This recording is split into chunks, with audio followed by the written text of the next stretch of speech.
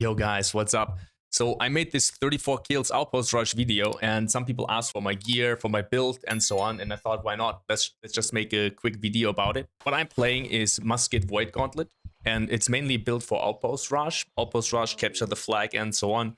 There's maybe a few things that I would do differently if it would be more for open world, but the basics are the same. If you have any questions about this, I will answer to the YouTube comments. Of course, leave a comment if you can. You will always find me on my Twitch. So at the moment, ranged bow and musket have the upper hand, which is always kind of the thing when you have a reset when it comes to gear or especially in new MMORPGs. That is mainly because everyone is focusing on weapons first, everyone is focusing on damage first, or maybe even focusing on the PvE gear first and so on. This will probably change later on. We will see what the melees can come up with to not get completely destroyed. Right now, bow and musket destroy an Outpost Rush, and we have so many options now. We have so many options now to just tune our damage with our musket and or our bow. First of all, right now, when it comes to gearing, this is about starter gear here. Yeah, this is about starter gear. I only have starter gear. I can only recommend you to not stress out. Do not stress out. Do not stand in the stupid sun tower for like 20 hours to get the perfect item with a gem slot, with a sacrificial empowerment, which you really want to have, plus another fixed perk that is really, really good, like, I don't know, slash conditioning or whatever. Don't get burned out. In the long run, just get gear for now that you can use for Outpost Rush, for Capture the Flag, to have some fun. And as long as you have fun, you will eventually get all the gear. Just get gear, charm it, enjoy the game. Don't get yourself burned out. Playing these games for more than 20 years, I can tell you, the one who's getting burned out early, he's going to quit and he's not going to have the same gear as the person who just plays these games, just enjoys them, has some fun in Outpost Rush, and just gets gear up. Because if you have no gear, if you have just empty charm slots, and then you go Outpost Rush, you have no chance and you're just going to get destroyed. And I can tell you that a lot of people do that. So let's hop right in. First, the attributes, it's the easiest part. I have 50 points in Constitution. I have 150 points in Intelligence and 325 points in Dexterity. I'm using Dexterity Food, of course, 48 Dexterity Food. The points in Constitution are debatable. Everything, there's a lot of customization, there's a lot of options. There's always someone who will have a different opinion. There's always someone who will do things differently. I like to put 50 points in Constitution. That gives me about 2,000 more HP. That is roughly 20% more survivability, because without that I have less than 10,000 HP, which is really, really, really low. And there's many situations, especially in Outpost Rush, I get dotted, like my potion cooldown is just 1-2 seconds away. My consumables are a little bit stronger by getting this perk as well, by the 25-point perk. I like to have it. You don't need to have it. If I wouldn't put points in Constitution, I also put them in Dexterity. So then the musket, I'm using the ultimate perk Deadeye. I just like having the headshot damage, the bleeder multiple targets. I'm mainly using it for the damage, especially if you're more on one-on-one, if it's more about open world fights, tracking each other down and so on, more about sustained damage, then I take lethal combo. You can basically do both. You just need to swap out 2 points plus the ultimate perk, and you can play with lethal combo if you want to. I prefer Deadeye, but as I said, it's always all debatable. I'm using on the left-hand side the power shot, with both, of course. Like, power shot is not debatable for PvP on a musket. I'm using both follow-up perks. I'm using initial engagement, which gives me empower and increases my base damage by 10%, which is a little bit like, there's some wonky tooltips in here. It says gain empower, but increases your base damage. Perks and talents need a little bit of attention, a little bit of work, in my opinion. First Blood as well. Why do I choose First Blood? They deal 10% more additional base damage to targets with full health. If you go Outpost Rush right now, you are, for example, let's say Tower. Yeah, Tower, Outpost Rush. You will always have these bows. You will always have these muskets in the enemy team, especially when the enemy team controls the mid. You always see these bows and these muskets on top. They are always full HP, and I try to snipe these players, and they're doing another 10% additional base damage. With my power shot, I mean, this is how you get the one-shots done. So I like this perk, and that's why I'm going to take it. I'm taking the increased musket base damage by 10% after aiming down sights for more than 2 seconds. Empower on headshots. I'm taking the powder burn with just the first perk, so 8% more base damage against burning targets. Headshots reduce the cooldowns by 10%. I'm taking this mainly because I don't want to take the extended burn duration. Again, if this build would be more for one-on-ones, I would take the extended burn duration. Optimal range, like, self-explanatory, there's no way around this. The same goes for height and precision, just you need to take this. So then I take Whopper. I don't take stopping power. You can take the follow-up perks. I'm not taking them at the moment. Sometimes I'm using them. It's, you know, if I wish I would skill everything, but And just there's more important stuff in my opinion, like the execute, movement speed, player is close. Especially in Outpost Rush, you almost always hitting a target with an active debuff. So this is basically free. Get armor penetration, which I like a lot. Haste after dodging. You are reloading when you're dodging. One of the perks. Non-negotiable. And finally, 10% more base damage targets. Crowd control status effect like slow root stun with a void gauntlet, petrifying scream. So I like to have this too. You can take energy burst. You can even take extended headshot duration. You can take the target with stopping power, exhaust, reducing stamina regeneration by 10% for 8 seconds, which is really powerful, especially if you get chased, and that's often when you take stopping power. The same with the slow. These are 2 perks. It really hurts not having them. And again, same as the chromatic trauma perk. If I play, for example, open world, it's going to be a back and forth and so on. If I play arena, then I definitely take these perks. Also in Outpost Rush, many situations where I'm like, okay, really would have liked to have these perks. But then again, there are situations where I would like the other perks, and that's just how it goes. You need to make decisions. There's just some inevitable stuff, in my opinion, like, for example, optimal range, and many other perks. We can talk about this, but this is what I'm using. For the Void Gauntlet, I really don't want to stretch this too far and go into the details like with the Musket. It's like you can do it however you want. I'm playing with the Petrifying Scream. I'm using both of these charms, both of these upgrades. They're just really nice to have. Playing with the Baleful Tether. Again, heal for 80% weapon damage when the Tether ends or is broken. It's really nice to have, especially because you're often using the Tether to escape. And once you got some range, you're low on HP, you get some healing done. So it's really nice to have. I play with the Orb of Decay instead of the Essence Rupture because it's just very fun ability. The Orb is really fun, especially if you got the hang of it with the Detonating Orb. So you basically press the ability again and you make the Orb explode. Can't wait too long because it depends on in which phase the Orb is right now. When the Orb is traveling to the target and you press the button again, then you're exploding the Orb and deal damage with it. Getting kills with this Orb is... It's really fun. I like it a lot. The rest, yeah, it's just... this is probably mandatory, the Cleansing Harvest, because you can remove 1 debuff on a 3 seconds cooldown if you're using the Harvest Essence for 0.75 seconds. That is really good. Harvest Essence, just in case you don't know, is your RMB on the Void Gauntlet. You can use it to recover mana, which you don't really need, but most importantly, you can remove a debuff with it. Additionally, you want to scale Efficient Harvest so that it doesn't drain too much HP, because that's the trade-off.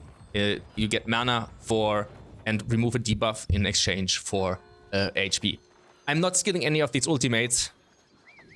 I'm not going to get trigger them anyways. I'm using my, like, on a successful ability, it gained a stack of Void Essence. At 6 stacks, yeah, thank you. I'm not going to get these 6 stacks with this build. And gain a stack of Void Essence by successful ability at 4 stacks. Probably not even this. Can debate about it. I don't really care. I just want to get the Petrifying. I'm using basically the Void Gauntlet only for these skills. It's a swap, boom, Petrifying Scream.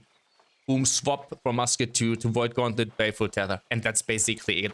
I shoot an Orb of Decay whenever I want to, and it's basically not... I'm never standing there and using light, basic, so light or heavy attacks on the Void Gauntlet. I'm using this. I just want to have these 3 abilities as buffed as possible, and that's basically it. All right, then let's talk about gear. So making a build gear-wise in New World seems to be a lot more complicated, I think, than it actually is. There's just more few rules that you want to follow. It is about what kind of charm perks you have, what kinds of charm perks you're looking for. If you play a Musket glass cannon build, then the answer is pretty simple. You want to have as many offensive charm perks as possible. There's a lot more difficult builds, especially melees. If you play something like Void Gauntlet with a Void Blade and then an Ice Gauntlet on top of this, then there is so much more that you need to watch out for. Having just basic gear with the Musket to score kills in Outpost Rush is fairly easy. The first thing you want to do is you want to decide on which artifacts you're using in the build. I'm using the Creed Boots. I just like the Creed Boots a lot. They sadly don't have a gem slot. They have an offensive slot. They have Sacrificial Empowerment 2 on it, which you want to have 5 out of 5. And you have the Ambush special artifact skill, which gives you more headshot damage. And then it weakens the target and it gives you Empower. And it increases your critical hit chance, which is really nice, because if you open up in an Outpost Rush, you can often really do this. You open up with a headshot on a player that doesn't see you, a player that is standing on top of the tower in the tower Outpost Rush map. On Coral Divide, you always have people on top of this. You have people on top shooting and aiming down the middle. You will always, or very often, have a pretty free shot. And if you have a free shot on a standing target, like on a bow user that's aiming, then it's pretty simple to land the headshot, and ambush is just so insane for it. There are definitely alternatives. There are especially, maybe with muskets, I wouldn't use them. If I would play a bow, I would probably use the wing leather boots, which are really, really good. There's probably some builds that you can make around the old crown and so on. I just like the Creed boots.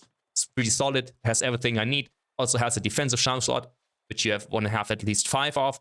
And I think that the Creed boots are just a very solid item. Then I'm using the Life Taker. The Life Taker is actually, you can debate if you want to take Life Taker, or if you want to take like any other Void Gauntlet, because you see I have penetrating headshot on the Life Taker. This is because the charms that you put into charm slots yourself, like for example in this offensive charm slot, I put penetrating headshot. They are also working for your secondary weapon. So even when my musket is not out, if I have my Void Gauntlet, if I have my musket out, not my Void Gauntlet, I get this perk, and this perk works for the musket. Ultimately, especially you can, for example, make a musket build with a rapier, for example, and you only use the rapier for mobility. So you can make the call and be like, okay, I'm not using finisher or whatever artifact rapier. Instead, I'm just using a rapier that has 3 offensive slots, and I slot thrust damage, thrust harnessing, a vicious penetrating headshot into it. That is definitely an option. Now, I actually believe that the Life Taker deals quite a lot of damage, especially the tether deals a lot of damage. And I just like it, so I score some kills even with Petrifying Scream. And so I'm using the Life Taker for now. Maybe I find a different Void Gauntlet and I'm trying out something else. But you don't do anything wrong when you're using the Life Taker. As a musket, this is not the best slot musket. There's definitely a lot better muskets out there. It has 2 attunements, which is really nice. You want to have as many attunements as possible. I'm not 100% sure if that's really the best way. Right now, everyone's saying you want to have attunements on a musket. There are some, you can have a musket with 3 attunements in the gem and the skill perk and the skill charm slot. I'm fine with this musket. It has only 2 attunements. The only thing that you really want to watch out for is you want to have a gem slot. Like a weapon without a gem slot is questionable. Yeah, I wouldn't like. Most people will tell you you can basically just throw all weapons away that don't have a gem slot. Gem slots in weapons are really, really powerful. I put Keenly Jacket here into the offensive slot. It doesn't matter where it is. It could be on an armor piece. It could be on the musket. The only thing where it matters where the charm is when it comes to skill slots. So I have Plague Power Shot, which is the most important skill charm that I have. I put that on the musket. If it would have a second skill charm slot, if the musket would have a second skill charm slot instead of the offensive slot, that would also be better. But as I said, I dropped this musket.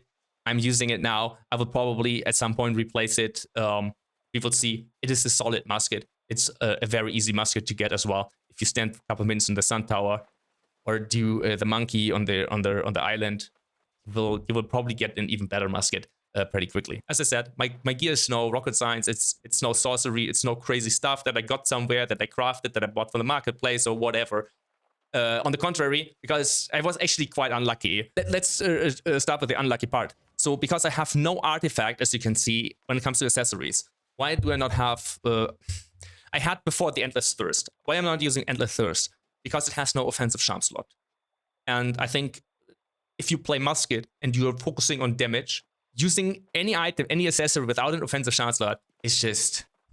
It's just troll in the end. It's just troll. For example, I have this ring here. This ring has thrust and void damage.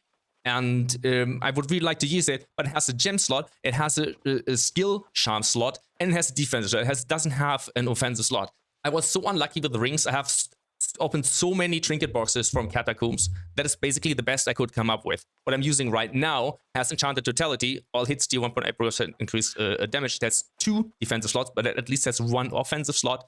And then it has Cursed Enchantment. Increased basic attack damage by 9.7%, which is really powerful for a musket, but it also decreases my ability damage by 4.9%, which I absolutely don't like because it's bad for my Void Gauntlet, and it's also bad for example, my power shot in the musket.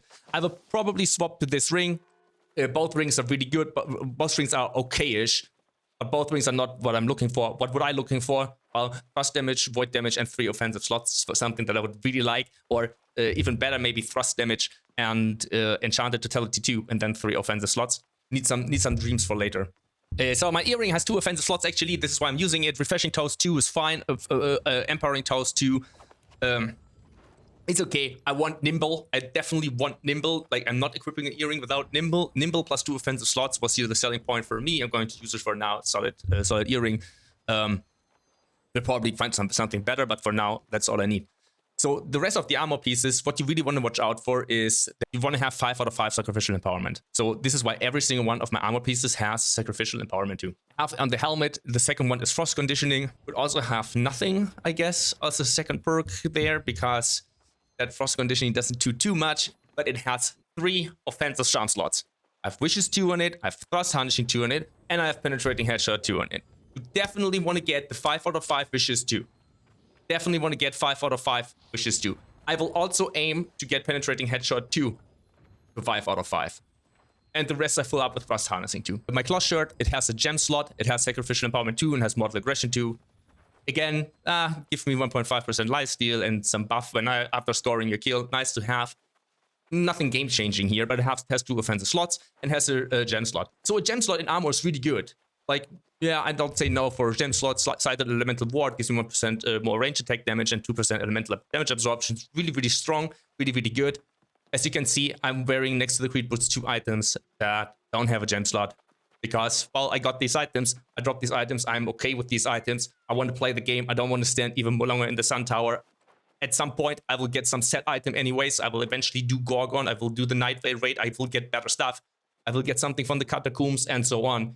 Standing now in the Sun Tower just to get a gem slot into my gloves? Nah, thank you. I don't need that.